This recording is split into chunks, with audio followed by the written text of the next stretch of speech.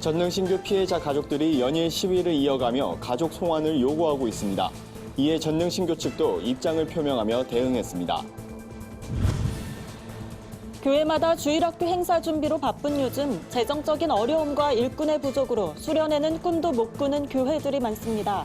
이들을 돕는 현장에 있어 소개합니다. 올해로 창립 35주년을 마친 중동선교회 사역을 짚어봤습니다. 어린아이부터 노인 그리고 장애인들까지 비전문가들의 개성이 담긴 다양한 미술 작품들을 한자리에서 볼 수 있는 전시가 열렸습니다. 안녕하십니까. 구티비 뉴스입니다. 앞서 전능신교 피해자 가족들이 한국 정부의 피해 사실을 호소하기 위해 방한했다는 소식 보도해드렸는데요.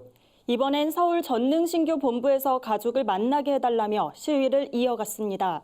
특별히 전국 신천지 피해자 연대도 시위에 참여하며 이들을 도왔습니다. 시위를 진행한 피해자 가족 25명은 이날 전능신교 본부교회 앞에서 가족을 만나게 해달라고 호소했습니다. 이들은 강제로 가출시킨 가족을 즉각 본국으로 송환하라며 한국에서 정상적인 포교 활동을 하기 위해 가짜로 난민 신청을 하고 가족들의 인생을 파탄시키는 전능신교는 해체해야 한다고 주장했습니다. 전피연 홍연호 대표는 전능신교 피해자 가족들이 잃어버린 가족을 만날 수 있도록 다양한 방법을 강구하며 돕고자 시위에 동참하게 됐다며 이달 말 중국으로 귀국하는 가족들이 향후 재방문할 때에도 적극 지원할 계획이라고 밝혔습니다. 전능신교 측에서도 입장을 표명했습니다. 전능신교 관계자가 기자에게 전달한 입장문에 따르면 본 교회는 중국 당국의 박해를 받고 있는 상황이라 어쩔 수 없이 한국으로 망명해 정치적 보호를 구하고 있다며 가족들이 소란을 일으키며 시위하지 않고 안전을 보장한다는 전제하에 정당한 형식으로 만남을 요청한다면 이에 응할 것이라고 주장했습니다. 전능신교는 약 12년 전 국내로 들어와 서울과 수원, 안산 등 전국에서 활동하고 있는 신흥 종교입니다. 중국에선 2013년 이단으로 규정돼 포교가 금지돼 있는 것으로 알려졌습니다. 해마다 이맘때가 되면 교회마다 수련회, 여름 성경학교 준비로 분주합니다. 하지만 재정적인 어려움과 일꾼의 부족으로 주일학교 행사 자체를 할 수 없는 교회들도 많은데요. 이들이 특별한 여름을 날 수 있도록 돕는 교회가 있다고 합니다. 보도에 진은희 기자입니다. 이곳에 모인 이들은 전국의 미자립교회와 중소형 교회를 출석하는 청소년들입니다. 수련회가 한창인 이때 교회가 단독으로 진행하기 어려워 대형 교회나 초교파 집회에 참석하고 있습니다.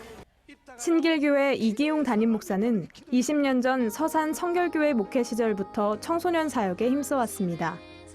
다음 세대 사역을 중요하게 여기는 이 목사의 목회 철학 때문에 신길교회에서 열리는 전국 청소년 성령 컨퍼런스엔 매년 전국에서 2천여 명의 청소년들이 참석하고 있습니다. 작은 교회들이 이렇게 세워져 줘야 돼요. 교회로 돌아가서. 작은 교회지만 지금은 그 아이들이 교회 일꾼이 되고 그래서 한국교회 전체가 건강하게 균형 잡히게 성장하는 차원에서 청소년들 섬기는 게 어떻게 보면 가장 빠른 길이 아닐까 해서 기쁨으로 그 일을 하고 있습니다. 컨퍼런스엔 새벽, 오전, 오후, 저녁으로 나눠져 진행되는 예배가 전부입니다.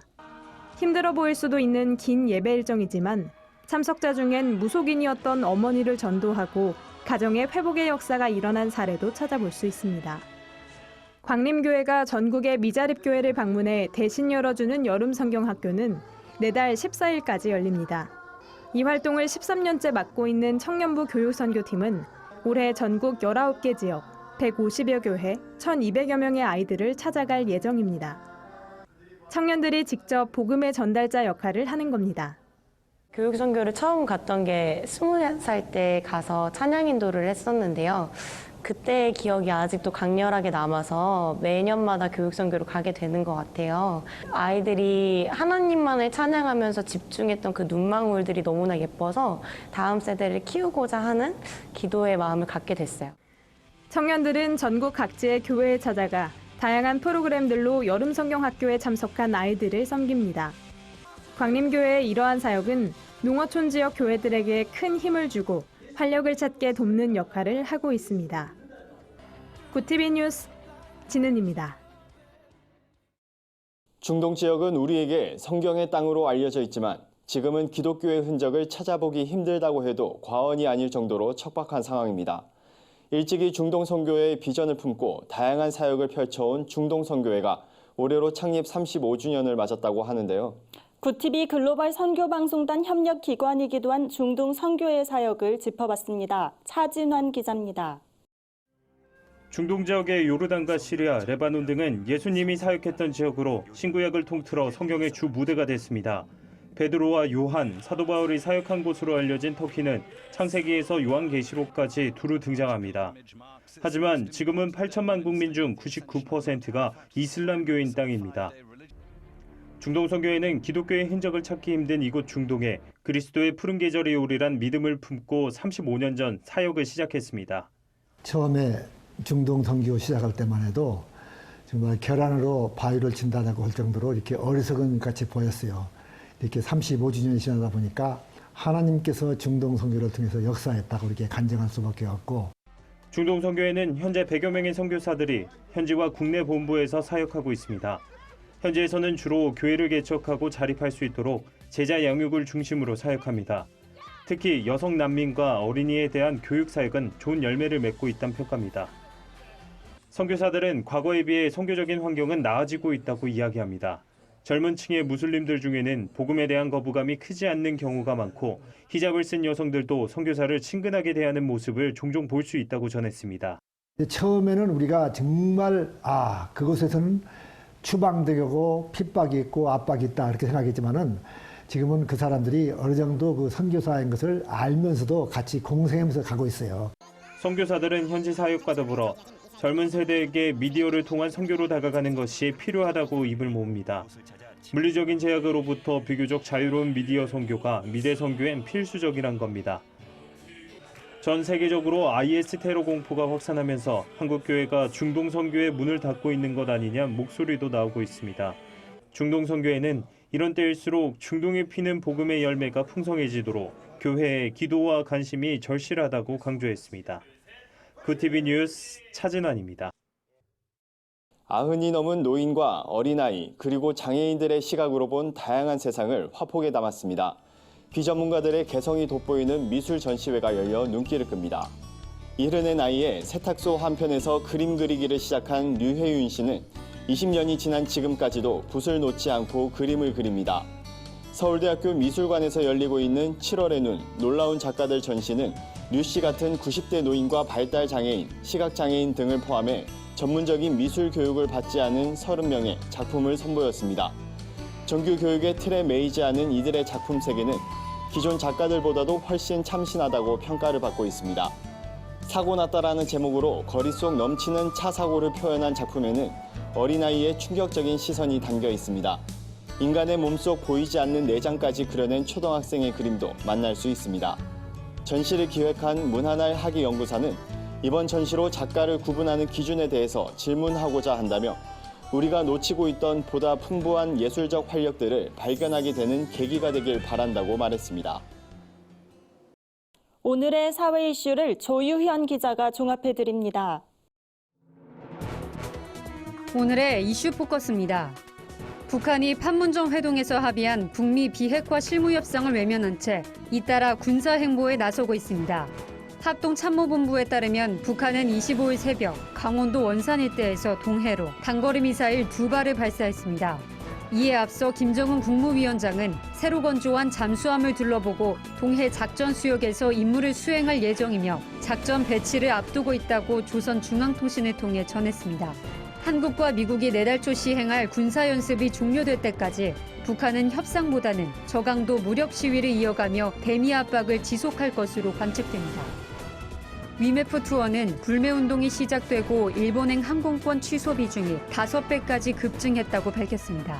불매운동 3주차에 일본행 항공권 환불 건수가 44%로 치솟아 국제선 항공권 취소 건의 10건 중 4건 이상은 일본행이 된 셈입니다. 일본 항공권 예약 비중 자체도 작아졌습니다. 6월 4주차에 전체 예약 중 25%가 일본행이었지만 7월 3주차에는 10%까지 떨어졌습니다. 이에 따라 국제선 항공권 인기 순위 10위권 안에 들었던 일본 도시들이 10위권 밖으로 밀려난 것으로 밝혀졌습니다.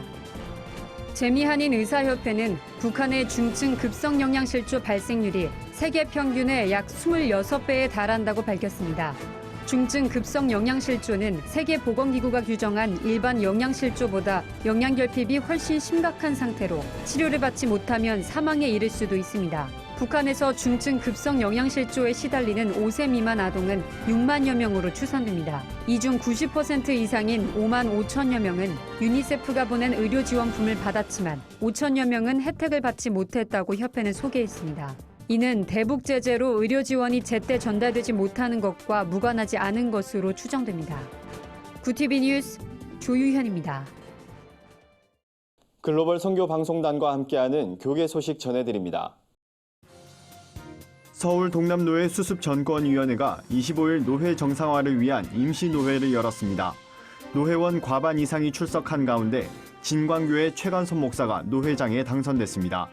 하지만 김수원 목사를 중심으로 한 신임원들은 임시노회 소집이 불법이라며 참석하지 않았습니다. 오늘 선출된 임원회는 26일 노회 사무실에서 기자회견을 열겠다고 밝혔습니다.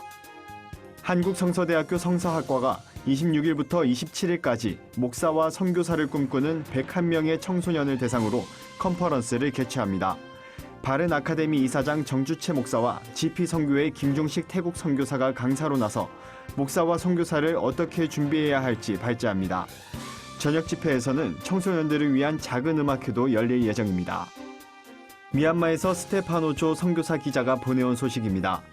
경산 아름다운 교회가 최근 미얀마 이라와디주에 위치한 미자립 교회인 짜옹지수 교회를 돕기로 했습니다.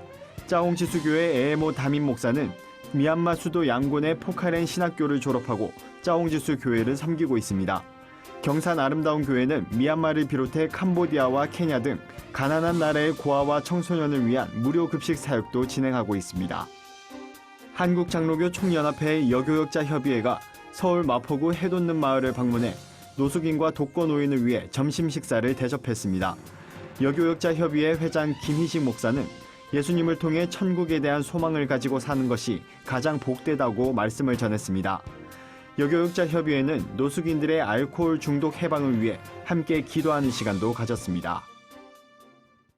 이상으로 뉴스를 마칩니다. 구티비 뉴스는 인터넷 신문 데일리 굿뉴스를 통해서도 보실 수 있습니다. 시청해주신 여러분 고맙습니다.